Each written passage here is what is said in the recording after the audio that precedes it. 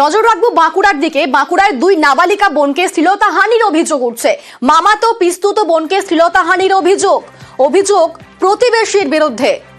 আমাদের সঙ্গে রয়েছেন প্রতিনিধি দেবব্রত। দেবব্রত, অভিযুক্তকে কি গ্রেফতার করেছে পুলিশ?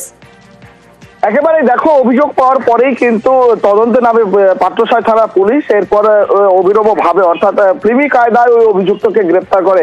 যেমনটাই পুলিশ সূত্রে জানতে পারা যাচ্ছে, অভিযোগ পাওয়ার পরেই সেই যুবকের খোঁজে তল্লাশি চালায় পাত্রসায় থানা পুলিশ। এরপর পুলিশকে দেখে সে মাঠে মাঠে ছুটতে থাকে।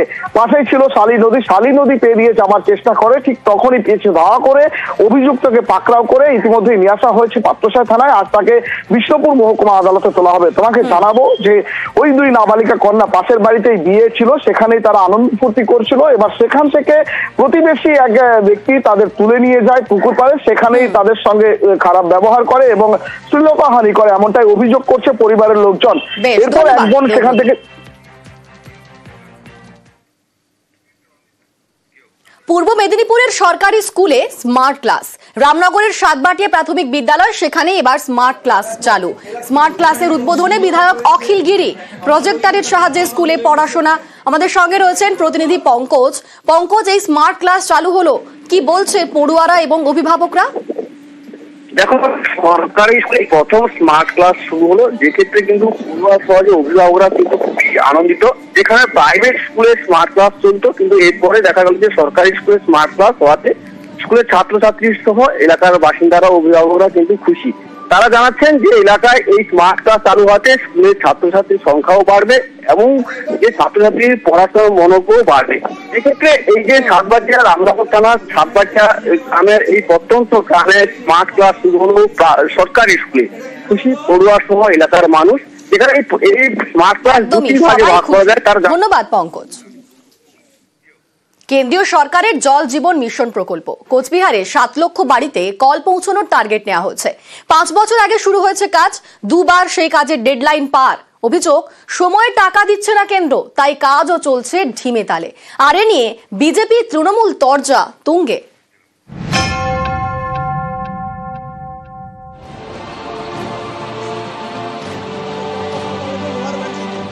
কোথাও তৈরি হয়েছে রিজার্ভার, কোথাও আবার রিজার্ভারের কাজ বাকি, কোথাও বসেছে কল, কোথাও আবার জলের পাইপই বসেনি। 2019 কোচবিহারে শুরু হয় জল জীবন মিশন প্রকল্পের কাজ। ঠিক হয় জেলার 12টি ব্লকের 7 লক্ষ বাড়িতে পৌঁছবে জলের কল। 2024 ডিসেম্বরের মধ্যে সেই কাজ শেষের টার্গেট নেওয়া হয়। সময়ে কাজ শেষ হয়নি, তাই লক্ষ্যমাত্রা বাড়িয়ে করা হয় এবছরের মার্চ। সেই সময়সীমাও পেরিয়ে গিয়েছে, কাজ শেষ হয়নি, তাই এবার ডেডলাইন এবছরের ডিসেম্বর। অভিযোগ, ঠিক মতো টাকা দিচ্ছে না কেন্দ্র, তাই কাজও চলছে ঢিমে তালে। কোথাও জল পৌঁছেছে, কোথাও জলের কলই বসেনি। না, আমার এখানে কোনো পাইপও পোতায় নাই, জলও আমরা পাই নাই। বাড়ির পাশে 1 বিঘে জমির পাকে আমরা জল পাই নাই। এখন কি করব, পাইপ ফাটি গেছে, আমরা কি করব? এখন কর্মচারী বলে না আসে পাইপ লাইনের, আমরা কি করব? জল যে নষ্ট হয়ে যায়। কেন্দ্রের জল প্রকল্প, অভিযোগ এখনো পর্যন্ত যা কাজ হয়েছে তার মধ্যে প্রায় 100 কোটি টাকা বাকি। জনস্বাস্থ্য কারিগরি দপ্তরের দাবি, 7 লক্ষ বাড়ির মধ্যে 4,40,000 বাড়িতে পরিশ্রুত জল পৌঁছে গিয়েছে। পুজোর পর থেকে আমাদের ফান্ডিংটা একটা বন্ধ হয়ে যায়, 5 মাস মতো আর কি পেমেন্ট বন্ধ ছিল। তো সেই কারণে তখন একটু প্রোগ্রেসটা স্লো হয় আর কি। তো এখন মার্চের দিকে আমরা পেমেন্ট মোটামুটি করেছি কিছু। তো এখন আবার সেই হিসাবে সবাইকে আর কি ফুল ফ্লেজেড মাঠে নামানো হয়েছে। আর যেগুলো আর কি কম বেশি এই যে প্রবলেম গুলো যেগুলো ছিল, তো সেখান থেকে নিয়ে যেখানে যেখানে এগুলো পাওয়া যাচ্ছে ওগুলো প্রত্যেকটাকেই অ্যাটেন্ড করে এখন সলিউশন করে দেওয়া হবে। এটা কেন্দ্রীয় সরকার একটা চক্রান্ত। যেহেতু 50% আমাদের রাজ্য গভর্নমেন্ট দেবে আর 50% কেন্দ্রীয় সরকার দেবে। 50% আমাদের রাজ্য সরকার দিয়ে দিচ্ছে, কেন্দ্রীয় সরকার টাকা দিচ্ছে না, যার জন্য এটা একটা চক্রান্ত চলছে যাতে জল জীবন মিশনটা বাস্তবে রূপ না হয়। যেহেতু খেলাধুলা দান খয়রাতিতে ব্যস্ত, যার ফলে ফান্ড ডাইভার্সন হয়েছে। আমাদের মনে হচ্ছে 31শে মার্চের মধ্যে এই জল প্রকল্প শেষ করার কথা ছিল। তৃণমূল কংগ্রেস সরকার সেটা পারল না, ডিসেম্বর পর্যন্ত নিয়ে চলে গেল। সাধারণ মানুষদের যে অসুবিধা, সেই তিমিরেই সাধারণ মানুষ রয়ে গেল। কোচবিহার থেকে শুভঙ্কর সাহা, নিউজ 18 বাংলা। সল্টলেকে ডাকাতি, সল্টলেকে জিসি ব্লকের ডাকাতি, অফিসের তালা ভেঙে ঢোকে 4 দুষ্কৃতী, প্রায় 1.5 কোটি টাকা লুট করে চম্পট। সরাসরি চলে যাব, আমাদের প্রতিনিধি রয়েছেন সুদীপ্ত। সুদীপ্ত, কখন ঘটলো এই ডাকাতির ঘটনা? যারা যারা এর সঙ্গে যুক্ত তাদেরকে চিহ্নিত করা গেছে?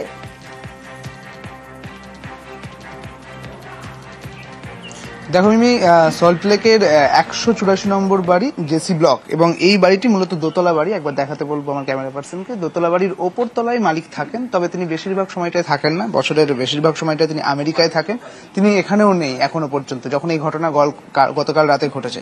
নিচের তলায় একটি অফিস রয়েছে, তবে ঠিক কি অফিস তা এখনো পর্যন্ত জানা যায়নি।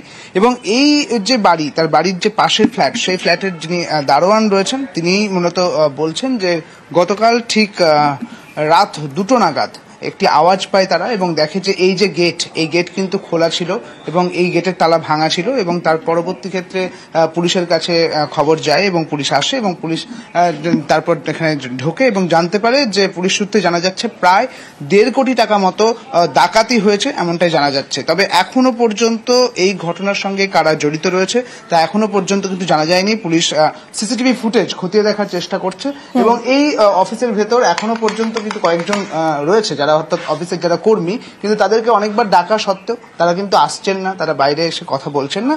মূলত তদন্ত চলছে এখনো পর্যন্ত, এটাই জানা যাচ্ছে। মিমি, ধন্যবাদ সুদীপ্ত। আমরা জাস্ট আওয়াজ পেয়েছি আমাদের গাড়িটা, তখন আবার বেরিয়েছে, আমি কিছু দেখিনি। ওদের আমাদের পাঁচিলে দিচ্ছে, ওদের গেটটা শুধু খোলা ছিল। আর আমাদের একজন এখানে দাদা থাকেন, ওই পাশে গিয়ে ওদেরকে বাইরে গিয়ে ওদের গেটের দারোয়ানকে ডেকে দিচ্ছে। বাস ওরা এসে, পুলিশের এসে ওই ধরেছে, আর কিছু না। 7-8 মাসে নতুন অফিস খুলেছে। আর উপরে মাসিমা আমেরিকা 6 মাস অন্তত থাকে, আবার চলে আসে। এখন আছেন না, ওরা নেই। পিডব্লিউডির থেকে লিজ নেওয়া জমি, আর সেখানেই চাষবাস করে হাওড়ার জগৎবল্লভপুরের ঘোড়া পরিবার। সেই জমি দখলের চেষ্টার অভিযোগ, বাধা দিলে বাড়িতে চড়াও, ভাঙচুর, হুমকি, মারধর। রেহাই পায়নি বিশেষভাবে সক্ষম তরুণীও, অভিযুক্তরা পলাতক।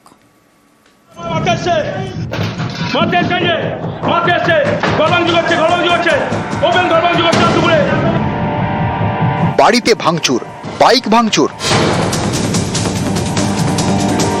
হুমকি, গালাগালি।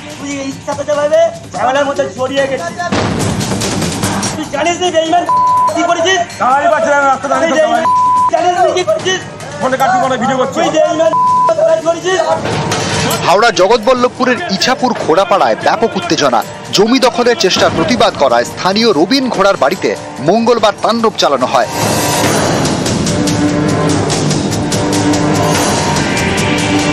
রবিন ও তার স্ত্রীকে চলে মারধর, এমনকি রবিনের বিশেষভাবে সক্ষম মেয়েকেও মারধর করা হয় বলে অভিযোগ।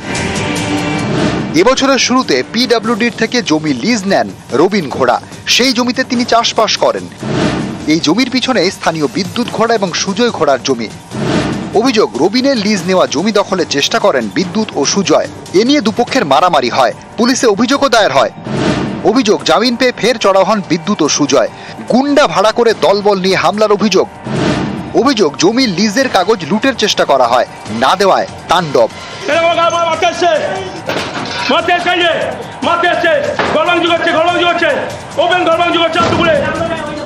রাত্রি 12টার পর দলবল বেঁধে আমার বাড়ির উপরে অত্যাচার করেছে, লুটপাট করতে এসেছিল। আমাদের এই মারধর করেছে, আমার মেয়েকে মেরেছে, আমার স্ত্রীকে মেরেছে, আমার দাদাকে মেরেছে, ওই ওয়াকিং অর্ডারের কাগজপত্রগুলো লুট করে নিয়ে যাবার জন্য। জুনামনেরও এসেছিল, পাশের সব গুন্ডাদের ভাড়া করে নিয়ে এসেছিল। এসে বললো তোদের সব মেরে থেঁতো করে দেবো। তাহলে আমার প্রতিবন্ধী মেয়েটাকে মেরেছে, আমার মেজো ভাসুরকে মেরেছে, আমার স্বামীকে মেরেছে।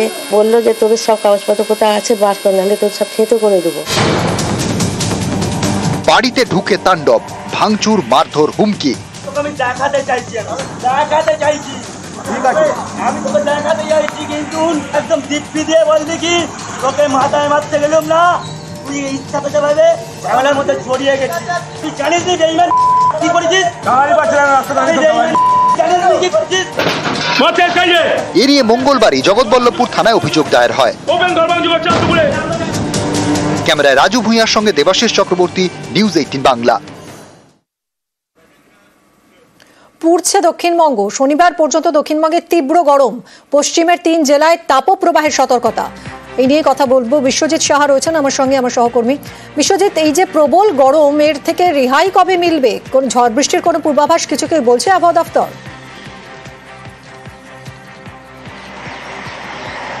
ঝড় বৃষ্টি সপ্তাহান্তে আবার ফিরতে পারে, তবে তার আগে যেরকম তুমি বললে মিমি, যে পুড়ছে দক্ষিণবঙ্গ, একেবারেই দাবদাহ বাড়বে। আজ এবং আগামীকাল চরম দাবদাহের মধ্যে দিয়ে যাবে দক্ষিণবঙ্গের সব জেলায়। কলকাতা সহ দক্ষিণবঙ্গের সব জেলাতেই গরম এবং অস্বস্তি বাড়বে। শনিবার পর্যন্ত এই দাবদাহ চলবে। তবে সবথেকে বেশি কষ্টদায়ক অর্থাৎ তাপপ্রবাহের সতর্কবার্তা জারি করা হয়েছে ইতিমধ্যেই পশ্চিম বর্ধমান, বাঁকুড়া এবং বীরভূম, এই 3 জেলার জন্য। তবে পুরুলিয়া, পশ্চিম মেদিনীপুর, ঝাড়গ্রাম সহ পশ্চিমের বাকি জেলাতেও তাপপ্রবাহের মতো পরিস্থিতি তৈরি হবে। ইতিমধ্যেই 40 ডিগ্রি তো পেরিয়ে গেছেই তাপমাত্রা বেশ কিছু জেলাতে, পশ্চিমের জেলাগুলিতে মূলত। এমনকি সিভিয়ার হিটওয়েভ গতকাল ছিল মেদিনীপুরের কিছু অংশে। অর্থাৎ শুধু তাপপ্রবাহ নয়, চরম তাপপ্রবাহের পরিস্থিতির মধ্যে দিয়ে যাচ্ছে বেশ কিছু জেলা দক্ষিণবঙ্গে। ইতিমধ্যে উত্তরবঙ্গের মালদাতেও 40 ডিগ্রি পেরিয়ে গেছে পারদ। অর্থাৎ মালদাতেও তাপপ্রবাহের মতো পরিস্থিতি। উত্তর দিনাজপুর, দক্ষিণ দিনাজপুরের কিছু অংশেও এই গরম ও অস্বস্তিকর আবহাওয়া থাকবে। তবে ওপরের দিকের জেলাতে বিক্ষিপ্তভাবে হালকা বৃষ্টি চলতে পারে। উত্তরবঙ্গে বৃষ্টিটা বাড়বে শুক্রবার অর্থাৎ আগামী কাল থেকে কিছু বাড়তে পারে। শনিবার, রবিবার উত্তরবঙ্গের সব জেলাতেই বৃষ্টির সম্ভাবনা। আর দক্ষিণবঙ্গের ক্ষেত্রে স্বস্তি রবিবার থেকে মঙ্গলবারের মধ্যে ঝড় বৃষ্টির সম্ভাবনা থাকছে। ধন্যবাদ বিশ্বজিৎ।